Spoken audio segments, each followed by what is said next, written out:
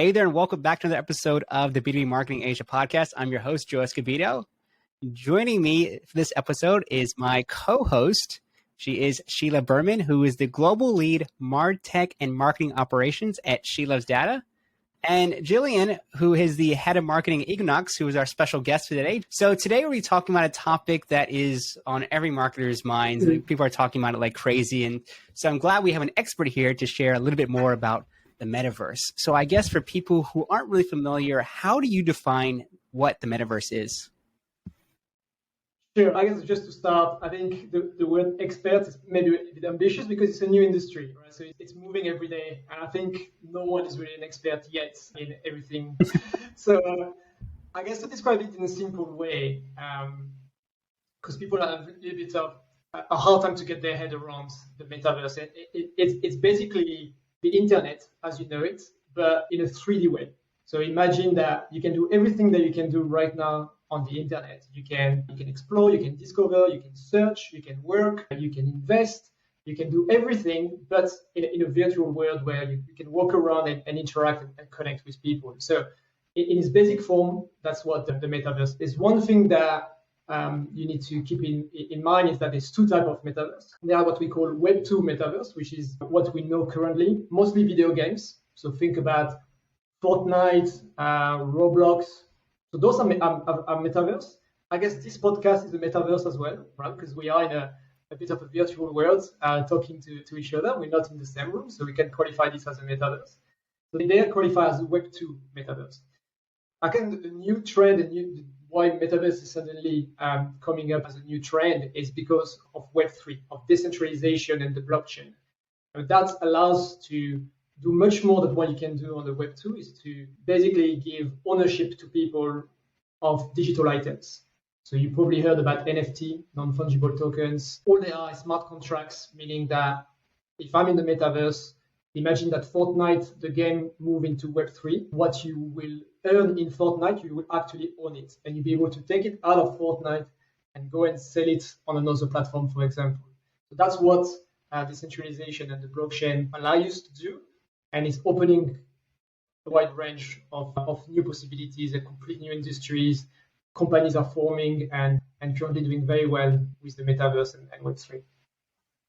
Yeah, I still think there's a lot to comprehend for an old timer like me. Sheila's still quite young, so she knows all of this stuff for all my gray hair. It's a lot to take in, and I knew about it from the video games, but it's interesting to hear last time you spoke about some of the real life examples that brands are actually using to obviously promote and sell their goods and services in the metaverse. So I'd love to hear a couple real life examples from ones you've shared previously.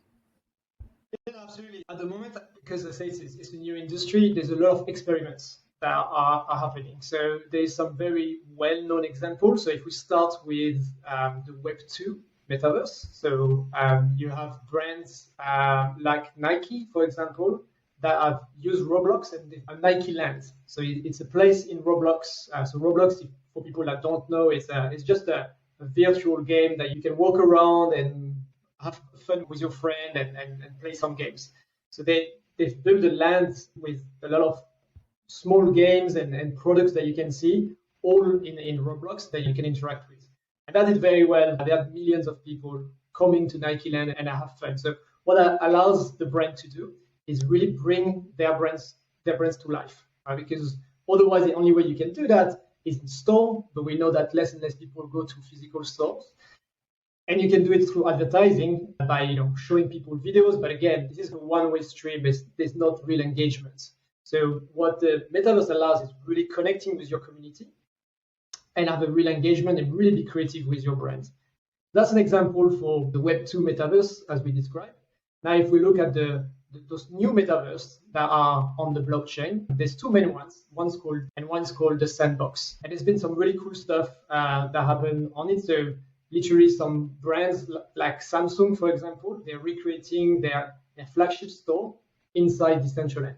So as a user, you can, because that's flagship stores in New York, so not everybody can go there. But now people can just go on Decentraland, they log in, and they can arrive and visit the store, speak with some brand representatives, some salespeople, understand about the product, and engage with all the experientials that they have. So that's they obviously they can link that with e-commerce. So a bit of commercialization. Some brands have done a really kind of ambitious project. There's some luxury brands, one called Balenciaga, which is a luxury brand. And again, with Fortnite, they've released some exclusive kind of fashion items that you could try in Fortnite, but you could as well then redeem them in physical store. So they were linking the digital and the physical, which is really interesting. And I think that's something that is really important to understand, is that some people think, oh, it's terrible, we're all gonna go virtual and never see each other. And this is not how I see it. It's another elements of our life, and they're all gonna be interconnected. So people are still gonna but they're gonna have an experience that's gonna go beyond the store, because they're gonna be able to carry on the experience that they had in store inside the metaverse. The internet as we know it will stay, because it's a very practical way of navigating the internet. You just type the name of a brand and bam, you're on their website. But from this standard internet, you'll be able to jump to virtual experiences that, again, is going to enrich your experience. So it's all about enrichments, and it's not about everything is going to be, you can have a headset and you're going to be in a virtual world and never speak with your friends. Yeah. I would like to touch on that, because the ones that you've mentioned, and yes, I have actually initially read that it was the luxury brands that initially started issuing out those non-fungible tokens. And I thought, okay, that's very innovative.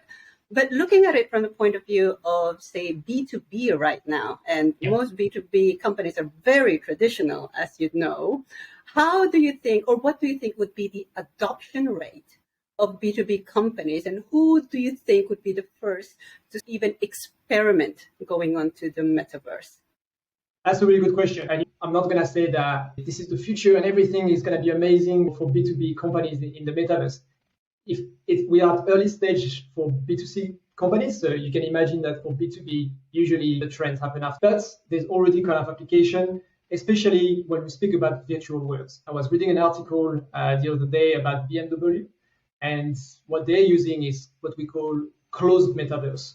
So they're not going into open metaverse where all consumers are, because they're looking at, in this case, B2B, and they're recreating their factory in the digital world. So that allows them to, with their vendors, their employees, everyone can go into the same virtual world and walk through the factories, understand all the processes in a really detailed way, and be able to improve and understand the risk and be trained and so on. So that is a closed metaverse, but it is still a metaverse. So that is quite interesting. But there are a lot of things. So as I explained, the metaverse is internet, but in a 3D version. So everything that, of course, B2B companies are on internet, right? They're doing a lot of marketing and activities on it. So as the Web3 and metaverse is growing, they'll be able to replicate exactly what they're doing on the Web2. They'll be able to do it in the metaverse as well. So all those things will be possible. So you're thinking about events, obviously. You can do events in the virtual world. If people come to the events, you can give them an NFT, and that is called a proof of attendance. And with that, maybe you can go on the website of that company and you can redeem a discount for their software, for example. So you can close the loop by doing that. So that's a very simple example. You can do qualified leads again, because you can really, on the blockchain, people in the future will be able to upload, for example, their certification or their experiences. So you'll be able to know exactly who they are. Because at the moment, you go on LinkedIn, people can put whatever experience they have. You don't know if it's true. So what the blockchain allows is authentication. So you know exactly the experience of people. But you can imagine in the business world, when you need to do some traceability, think about fashion, think about food. Sometimes you go and buy a shirt and you got a stamp on it saying that it's sustainable. But what does that mean? You can't really go the whole supply chain and do all the traceability. If you can have all of that on the blockchain, then again, you'll be able to have full transparency and traceability. So there's a lot of use cases. I can go on for an hour on those cases.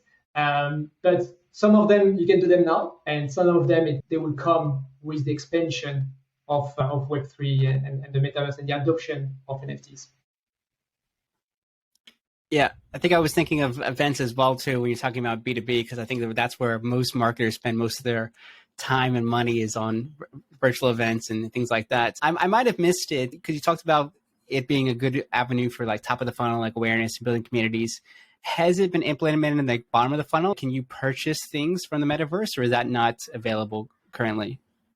No, absolutely. And that's what you can do in the Web3 metaverse. So the metaverse that are on the blockchain, then they allow you to have ownership. If you organize a virtual event, for example, as a B2B company, you can sell products directly in the metaverse as NFTs. And then those NFTs, you can go and redeem them. So you can already close the loop and go through that inside the metaverse. And it's very interesting because right now, when you can't have a face-to-face meeting with a client, it's difficult because you have a call and maybe you have a presentation, but presenting is not collaborating, right? It's like you present and it's hard to keep the engagement. You can take your client and bring him into a virtual, you can collaborate, really engage with the person and show him your product in a virtual way and really bring to life your vision and what you want to do. Then it's much easier to then be able to go and convert that person. And there's a lot of vendors that are looking into this and creating those what we call closed metaverse to be able to accommodate the needs of B2B companies, which obviously are different from the C ones. This is the thing, though. I'm just now thinking from the point of view of customer experience, because I believe that was also your tagline, that you're trying to improve or come up with a better customer experience.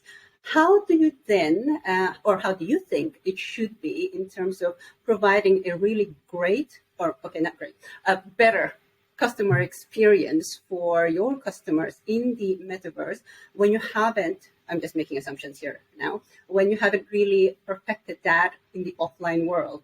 Would there be first maybe a paradigm shift or maybe a refocusing?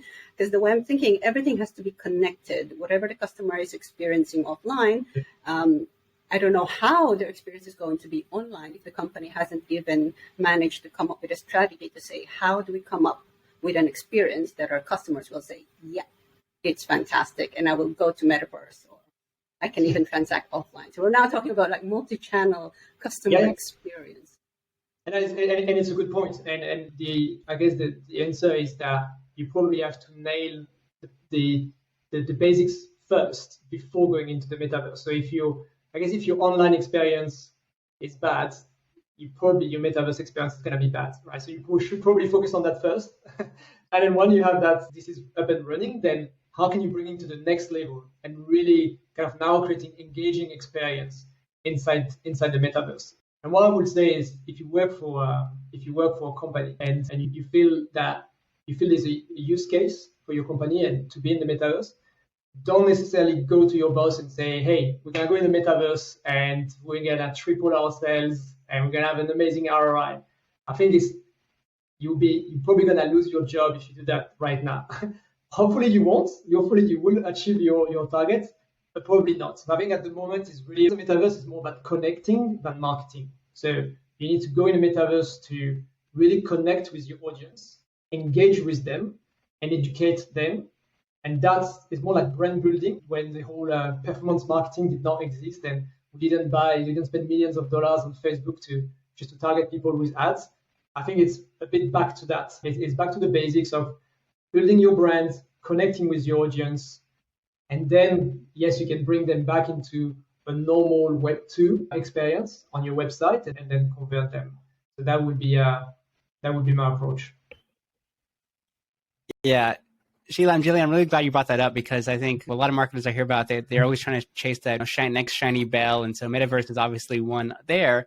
And back to Sheila's point, that's what everyone's doing. And Gillian, I'm glad you brought up going back to the basics and fixing those as well, too, because there's a lot of companies that have terrible experiences for customers, whether it's offline or even the current internet. And they're like, well, we're going to do this metaverse because it's going to fix everything and we're going to be able to grow. You're building it on already a shaky foundations as it is. It's just going to collapse. So I'm glad you guys brought it back to reality, because I think a lot of marketers are thinking this is going to solve all my dreams, the silver bullet kind of thing. But as we know, that's not the case.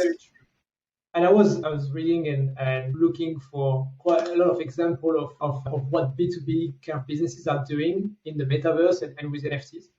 And the thing is, if you search on Google and you try looking for it, what you see a lot is brands are just doing it for the sake of doing it.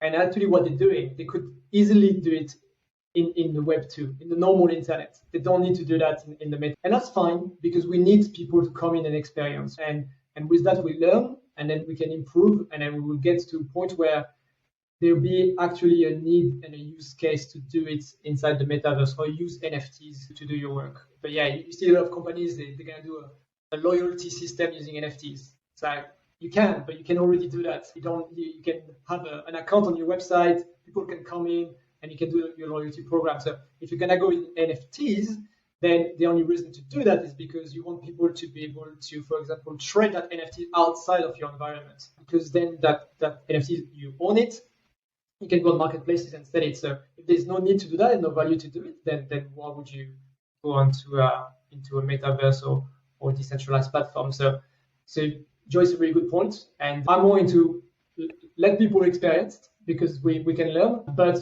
I think now we need to slowly shift to more understanding the utility and really leveraging this amazing technology to go further and really engage with the communities. Yeah, and you brought up technology. This is a question I want to ask, and maybe it's being me an old man, but the only person I've seen using is my buddy in the UK who has like the Oculus VR headset, and he's used it in the most odd way. So he uses like actual meeting rooms. So it's him like talking to his colleagues with his headset. Is our VR headsets, is that kind of necessary in order to experience the Metaverse 3.0, or is there other technologies that can do that, or is it even necessary? No, this is the device that you want to use, the thing that everybody has. The VR headsets or the AR, which is glasses, like the Google glasses, they are interesting, and again, they are experiments, and they will be part of our future because the experience is much more immersive. Obviously, if you have a headset, but I think this is maybe 5 years too early, right? So I think what we'll do first is use Metaverse with our computers, our smartphones. Just as you will type to go on a website, you'll be able to go and see 3D worlds. The same way that you play video games, you don't need a VR headset to do that. So that's how we're gonna reach adoptions. And then if you want, then taking to the next level, then yes, you can purchase a VR headset, put it on, and really feel that you are in this experience. But that is gonna be good for some type of experiences and not so good for other type of experiences. But I think the adoption will come from a lot from education. As you can imagine, if you're at school, if you can teach kids through in the metaverse, having some great engaging experiences, that's going to be great. I think it's going to come through work. So we've seen Microsoft with Teams that are putting a lot of investments to reinvent our video calls that we're doing now every day, doing remote working, to be in the metaverse. But again, it's not putting a headset on all the employees. It's just providing tools that they feel that they can be more connected than they would be by just having a video call. So you can be in a room, but you don't have to have a headset to do that. So I think those two will, and gaming obviously, will be the kind of the channels to bring the metaverse NFTs to the mass market. Mm-hmm. Makes sense. I think the last question I had was, because I have to wear a couple different hats. One is a marketer, one is a parent. And this one's going to be a bit controversial. I just saw this a couple days ago, and so I obviously have to ask you, is there's a story of a girl who said she was sexually assaulted. Her avatar was sexually assaulted in the metaverse. I didn't even know that was possible. If you are, let's say, involving children or any kids under the age of 18 in this process, what are some mechanisms in order to keep them safe from a brand's perspective? Because obviously if that is a branded community and that something like that happens, I don't know what the repercussions are legally, but it's not going to be a great kind of, it's going to be a blowback there for the brand. So I'm curious, what can brands do to not only protect themselves, but also protect the younger audiences who are on these platforms? Yes, and that's obviously a problem that needs to be looked at, and people need to be careful. So the more freedom you give to people, then the more risk you get as well. Those problems, if you look at social media, there's a lot of bullying, there's a lot of trolling of brands when they post something on social media. Probably 90% of the comments are just people being rude, being inappropriate, and people being harassed online is a real problem. So if you extrapolate that now to the metaverse, then it becomes even more real, because you're now not just looking at Facebook or Twitter, you are in an environment, and obviously if you have a headset, it's even worse. So the deeper you go, the bigger the problem is getting. There are a few things that can be done. So obviously, if brands wants to go in the metaverse, they need to think about the same way that on their social media, they have community managers, they have moderators. They need to have that as well, because you need to make sure that you can keep safe your community. Obviously, if you're B2B and you do a closed metaverse, you don't have these issues. But if you're gonna do in the open metaverse, then those mechanisms need to be put in place. The great thing, though, that social media so far hasn't managed to solve is the scale. YouTube, they can't look at every single videos and monitor it, because it's just too much, right? There's hours and hours of content being uploaded per minute, per second. So they literally will have to hire an army of people, millions of people, to be able to moderate it. The great thing with decentralization and the blockchain is that you can reward the community at very small scale. So what you can do is actually using your community and using people inside the metaverse to auto-moderate themselves and reward them with cryptocurrency, for example, with digital currency. If I see something that is inappropriate, or I think someone is at risk, or if I'm at risk myself, I can flag that, and then it can be a system of being rewarded to be able to flag that and keep the community safe. So suddenly, you still need to have people there, but you have as well, you can leverage the whole community to be able to moderate those new environments. So that's a light up to be able to solve this issue of harassment and things that are inappropriate online. It's not going to be a silver bullet. It's always going to be there. But I think it's something that you can't do with Web2. So that's definitely a utility and a hope for Web3. Yeah, no, I appreciate you sharing. Like I said, I think it's important for everyone involved to understand like the safety behind it as well. So I appreciate you sharing that. Awesome. So I really appreciate you coming to the show and sharing all your experience with us as well too. And Sheila, wonderful job. Thanks. And thank you for the explanation, Gillian, because I was actually thinking all of those things in my head. It's like, how do you deal with trolling? And then you started talking about it. Okay, I'll just listen and learn from you. It's a very complex and vast topic. Any other questions, then I'm more than happy to follow up and go deeper in the subject. Absolutely. So lastly, obviously, people can follow you on LinkedIn, follow your channels. What other resources would you recommend for people who want to know more about this space, Metaverse, Web 3.0, and any good recommendations? Yeah, there's a lot of people at the head of this new industry. They're really trying to push the boundaries. There's a lot of people that you can follow on Twitter and on LinkedIn as well that are posting constantly how this industry is moving. So that's a great way. That's how I do it, to stay on top of this new industry. So that is great. And obviously, if you're a brand and you wonder, is it for you, is it not, and how you could do it, and really have more like a customized kind of approach to it, then you can reach out to agencies that are already in that space, already in the Web3 space, that understand the culture, understand the clues, and can kind of try to hold your hands in this new world. So that'd be my advice. If you want to go in the metaverse or doing NFTs, find a good partner. Don't go by yourself, because they can try to avoid you making the same mistake that they probably did. Yeah, I appreciate that. Gillian, thank you so much. And Sheila, thank you as much as well, too. For everyone watching and listening, yes, thank you guys so much. I'm sure you guys have tons of questions, so let us know in the comments, or feel free to connect with our guests and speakers today. Really appreciate it. Feel free to share this with anyone interested in the metaverse. So thank you guys so much.